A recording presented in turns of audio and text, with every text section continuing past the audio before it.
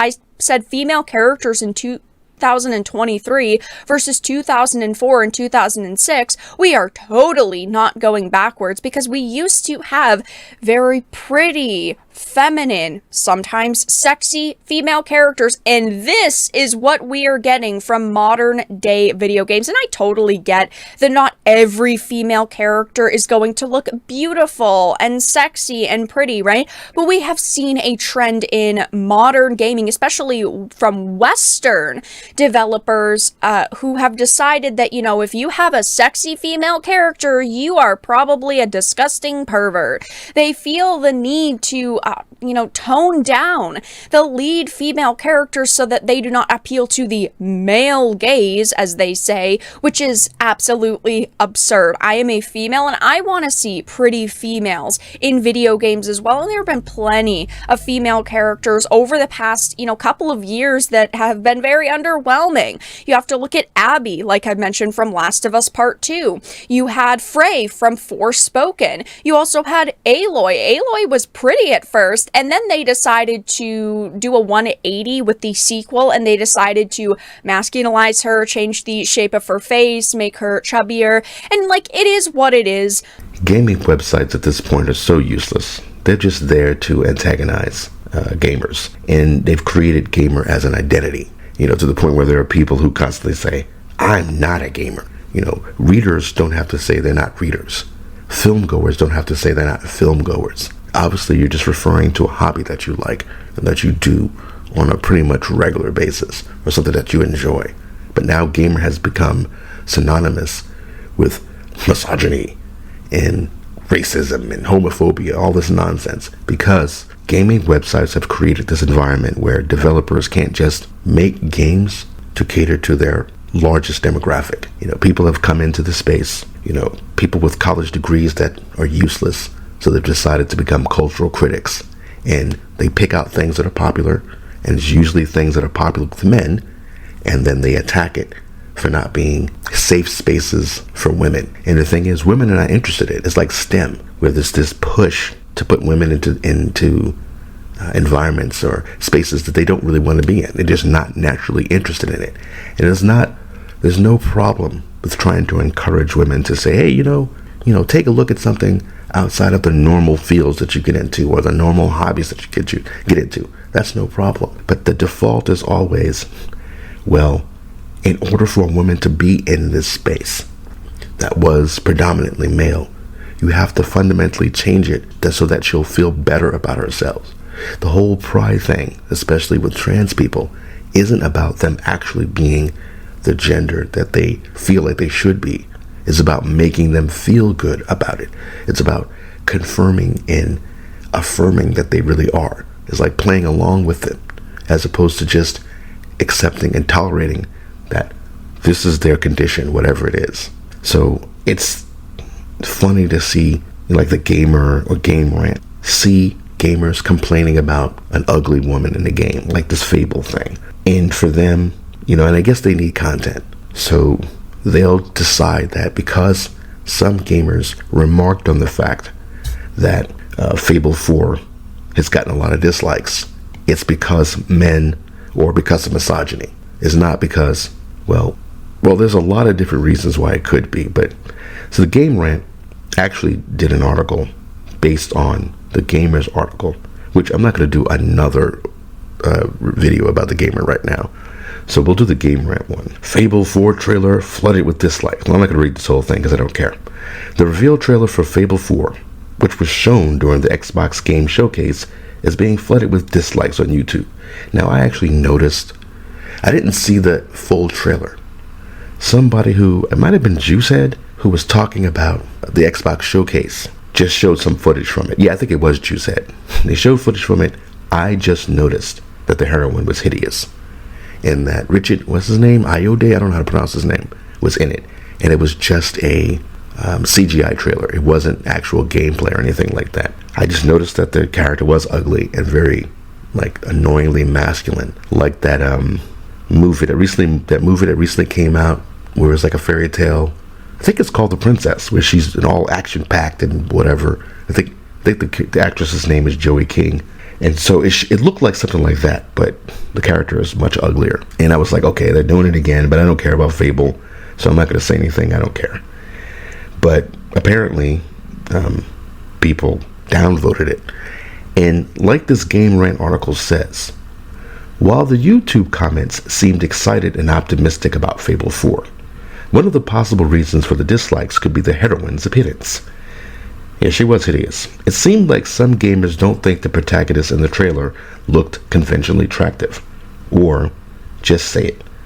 It seemed like some gamers think she's ugly, because she is. One commenter said that they're hoping that Fable 4 would have character customization because they were not staring at that all day. Others also echoed the call for character creation as a backhanded comment directed at the heroine's looks. I keep saying this. There's this default attitude that men are supposed to like ugly women, that their hobby is supposed to be designed to appeal to people who are not actually going to play the game, who are not actually interested in hobby, but they just don't like men going off on their own, doing things that they enjoy, and deciding that, they have certain standards. That's something that, this is a visual medium. And if you had a game with a character looking like that, people are just not going to buy it. Most people are not going to buy a game if this is the character that you're going to have to look at for 30, 40, 50 hours. They're just not. All right, so let's see. Others also consider that the negative reactions to Fable 4's swordsman, or swordswoman rather, could be chalked off as misogyny at play. It's not misogyny to say this character is ugly. It's not about hating women. You don't want to look at an ugly woman all day. You just don't. It's not like you're just friends with somebody and you're not looking at this woman constantly going, oh, she's ugly. You're just like, yeah, I'm just not interested sexually. You're just dealing with the other things that you like about the person. Trust me, I know. All right, but anyway, it's clear that some fans were probably expecting either a male character or a more feminine looking character. This goofball is just one ascribing things to most people who reacted to this trailer negatively, but also it's just funny that they're just outright saying they know that the character is, number one, hideous, and number two, not feminine enough, and we're upset that what they saw in the trailer. Nobody was upset. I hate when they do this fake thing where somebody does something annoying, you express annoyance, and then if somebody doesn't like that you're annoyed about it, they say you're being over emotional or upset. Nobody's upset. People just put, that's hideous. They always do that. Like I said with the Megan Fox ad, the Stacey Henley is talking about, oh, she's powerless to men's fantasies and lusts, when literally the typical response is, oh, she looks good, and then that's it. No, she looks good in this. Nice rack, whatever. It's not any more serious than that. And that's the thing. It's their people. It's their side. It's their team. It's the SJWs who are obsessed with, like Leon, obsessed with shipping him with every fucking character, whether it's male or female. They don't care. They go overboard with it. And yet they accuse regular guys, regular gamers, who just complain about ugly Aloy. And they think it's their entire identity. And it's funny because I did a video a while back about this woman complaining about how she didn't like male fandoms because they only cared about lore instead of headcanons and gay shipping, and they just weren't fun. And it's interesting, like, they're projecting something on men that has nothing to do with men, or let's say male gamers and male fans and geeks, period. Like, men don't really go overboard. If it comes up, talk about somebody like 2B. If it comes up, yeah, 2B is fine. We're always going to say she got a great ass or whatever. But I'm telling you, all you have to do is just go on YouTube. There are plenty of women doing videos about how hot 2B is. But we have to put up with this. Like, I don't even know why these websites should even exist. Like I said, Game Rant should just be called Anti-Game Rant, and the Gamer should just be called Anti-Gamer. Because everything that they do is projection, where they go, gamer is an identity. And it stands for, if a male gamer complains about anything, it's because it's their moral character at play. It's not somebody going, oh, this character looks ugly, I'm not going to play this. And the thing is, these gaming sites have created this environment, much like with the Pride thing. So there was this story about these middle school kids, these base students, who were told to wear Pride colors on Pride Day, and instead they came with like American flag colors, and they rip down posters allegedly. And it's one of those things where if schools just simply said, hey, tolerance, your friends, your fellow students, they're not all going to be the same, appreciate diversity, just very generic basic things like that, it'd be fine. But the thing is, it's not just about tolerance. It's not even about equality, because not everybody liking you is equality. Not everybody approving you is equality. But they want worship. They want everybody to bow down and not say anything negative, any criticism, making fun of, nothing. And it's weird for kids. I know I'm going off on a little tangent here. It's weird for kids to have to be subjected to, oh, there are people out there who love the same genitals that they have on other people. Same-sex lovers. That's sexuality. What does that have to do with kids being taught anything in school? So anyway, I'm saying, so they've created this environment where, yeah, if you were just basic, calmly saying, hey, tolerate your friends and fellow students, don't hurt people, blah, blah, blah, for being different, that kind of thing. But now it's obey us, worship us. Everything is about us. Of course, people are going to start pushing back. Because it's like, I didn't care when it was just tolerate them. I don't have to think about it. I don't have to care about it.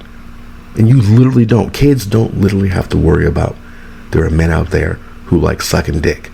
They don't have to worry about that. It's not something that should be a part of their lives. Sure, there's going to be probably gay students, but all you have to do is just be, again, diversity is fine. It's great. People have different personalities, different whatever. And not even get into it. But when you start pushing it down everybody's throats, that's when they react against it. And I approve of what those kids did. But anyway, so my point is, activists have created an environment where they're shoving this shit down everybody's throat. So now, something that used to be an offhand comment and, a bunch of people agreeing is this thing where you have activists and the Gamer and Game Rant or whatever complaining about game spaces not being inviting to women. In this false narrative that women don't like to see attractive women in games, like they're intimidated, like the default for women is that they're ugly, whereas most men like all varieties of women, and women can get away with a lot when it comes to looks. You put on some makeup, wear some nice clothes, be reasonably fit, and they don't have to be slim, they can be thick. Women can get away with a lot just by being women. But if a guy looking at a game and a fictional character and complains about, oh, she's ugly, especially now, it's because this environment has been created where gaming websites have been whining and complaining about objectification and sexualization. And again, like I always say, they don't care about objectification. They just care about the type of woman that's been objectified. If we had all these years, so if you had Lizzo dressed like 2B, in both of her outfits, they'd be bigging up. Gaming websites would love it. They wouldn't complain about, oh, she's being objectified.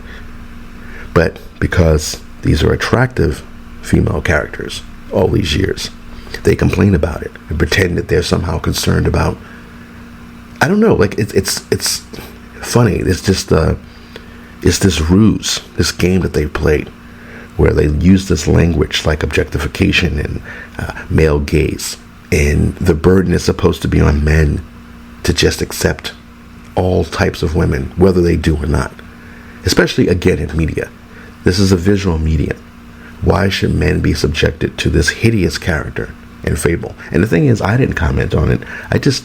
We know that this is a political environment where these developers are doing this to appease Twitter, to appease the gamer, to appease Game Rant, etc., etc.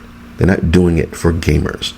They're not even doing it for female gamers or to invite women into it. Because women are not going to want to look at some ugly ass chick and be like, yeah, I'm inspired because I'm ugly too. If anything, you would you have more beautiful women to attract women to it, and more good looking men to attract women to it.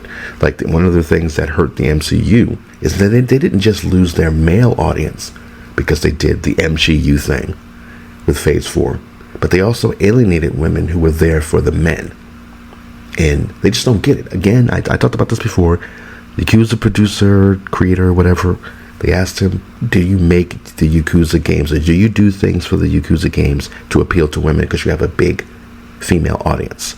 The guy said no, because the women don't want to be, or the girls or the women who will play the game like the idea that it's not made for them. that it's not pandering to them. It's something that they can almost, I don't want to say tourist like in a bad thing, but it's something like being a traveler. You're doing something that isn't made for you, but you can get a perspective on, for somebody else. And that's cool. But these activists, these SJWs, they're not smart. They don't understand nuance. They don't know how to look at other perspectives. They've made up their minds and they've profiled people on the very basic surface level. And that's how they live their lives. And they also know that fantagonism is a way to get clicks and attention. But even that, they can't rely on that anymore. These websites are shutting down. And more of them are going to be shutting down over the next coming years.